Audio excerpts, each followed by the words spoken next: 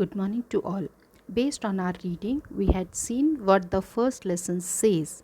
It's making the best use of your strength. Everyone has the different types of strengths. So we have to make best use of it.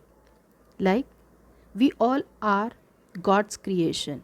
Yes, God has made us all with the individual qualities. No one is same like others. Everyone has different individual uh, identity. They all are different from one another. So this is the great creation of God. So we all are different from one another. Okay, the next is the stag and his antlers.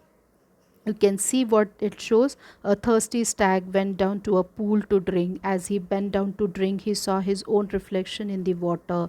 Then he was struck with admiration for his fine spreading antlers, but at the same time he felt nothing but disgust for the weakness and slenderness of his legs. While he stood there looking at himself, he was spotted by a lion who started chasing him.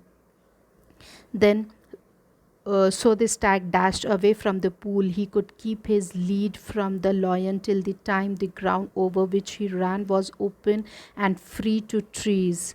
Okay, but on entering the forest, his antlers got entangled in the branches and he fell victim to the teeth and the branches and claws of his enemy. He cried with his last breath, I despised my legs, which might have saved my life, but I gloried in my horns, and they have proved my ruin. So we have to respect the strength. We have to respect the thing that the God has given us. Especially, we should not keep on always comparing our life with others, because no one is like us. Then why do we need to identify our strengths and weaknesses?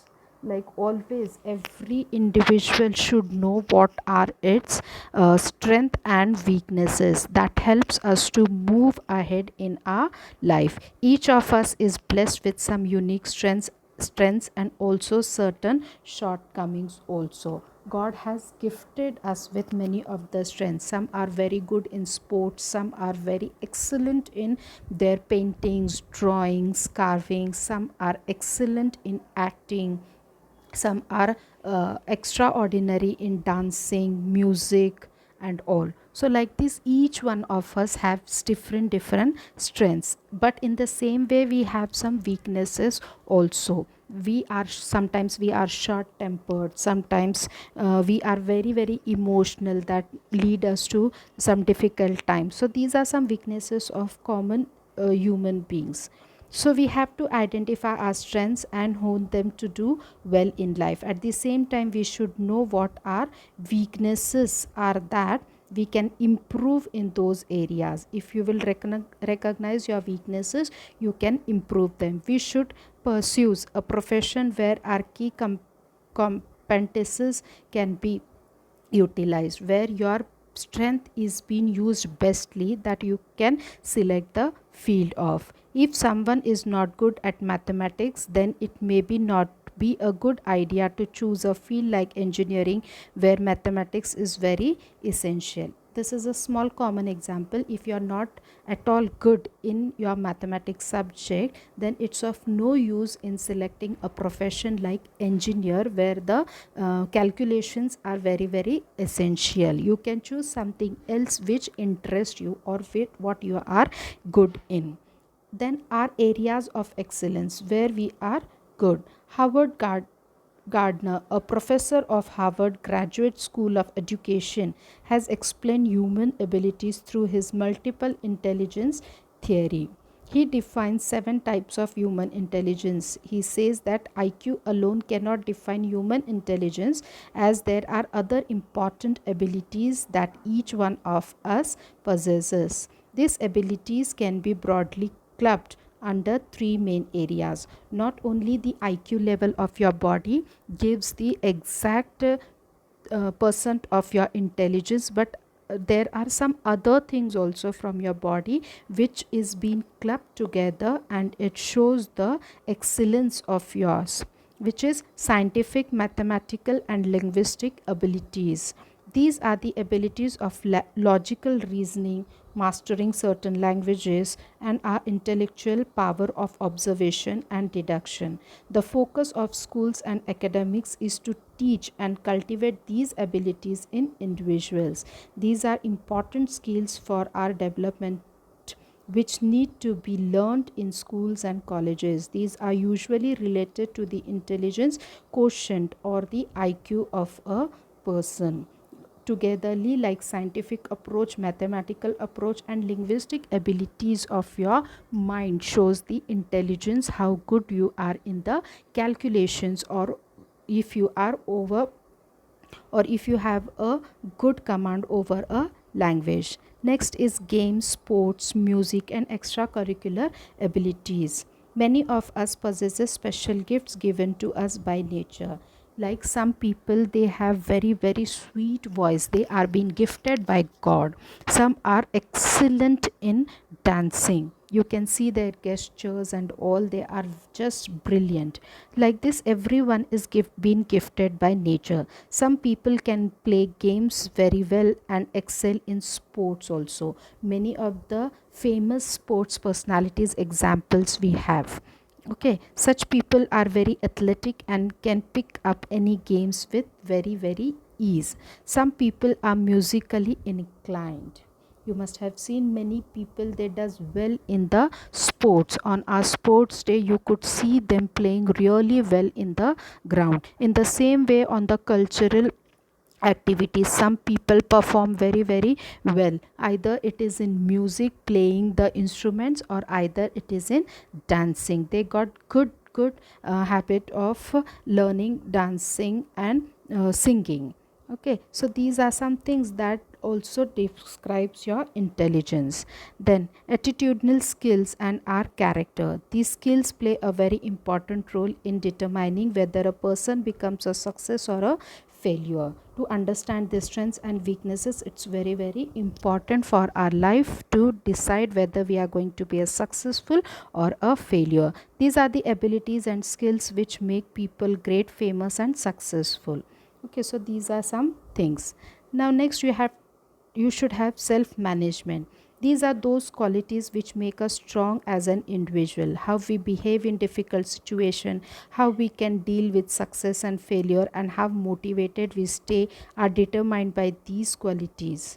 Okay, we should understand our strength, and we should handle the difficult situations of our life also with bravery, and even we should have guts to take up the failures also in our life. We should overcome it, we should not keep on crying for it. How we can do all this? With self confidence. Self confident people always come out as winners. Who has self confidence in himself or herself, always you will find them successful in the life, and they come out as a winners. One must understand the difference between self confidence and overconfidence also. You should not be overconfident about yourself that I only can do it, but always you should have an intention that yes, I can do it. That is your self confidence. Self confidence is being secure and having faith in one's ability. It says that it's secure and having faith in one's ability. Overconfidence is placing too much of importance in one's abilities. It leads to a false sense of confidence, and in many cases is the root cause of our failure also. Okay, if you will get overconfident about yourself, then it may give you a experience of failure also. Then you should have self control, which is an ability to control your emotions and desires. Some people can remain cool and collected under pressure also. They keep themselves self control, they have a good control on their mind and emotions. These are the people who do not vent out their anger and can work under stressful conditions also. Then you should have drive for achievement. People with this ability are highly motivated to achieve results. They set their own high targets and work hard to achieve them. Such people always work hard to come out at the top and do their best. Then they should have initiative quality. This is a quality which makes people act on their own.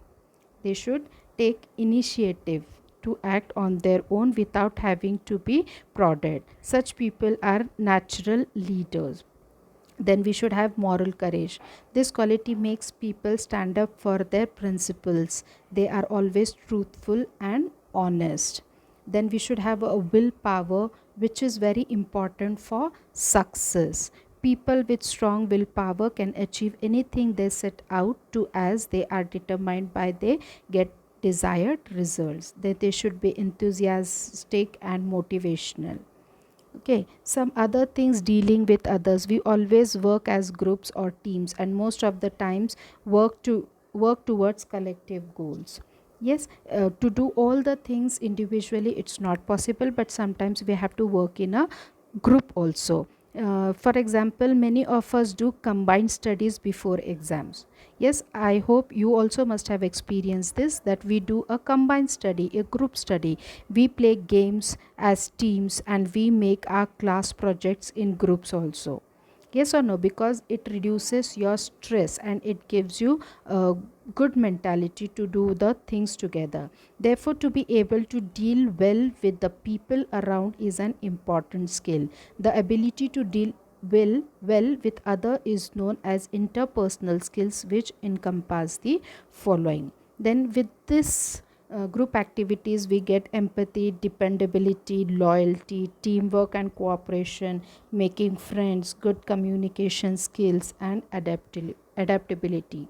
You could get all these things in your life if you do works in a group. Okay, so based on this, some questions are there. We will try to find out the answer. Then you have to go through the your personal scorecard, what you have learned from the chapter. And here some important note for the parents is also been given. Read it out for your parents. Till that time, take care of yourself. Have a nice time.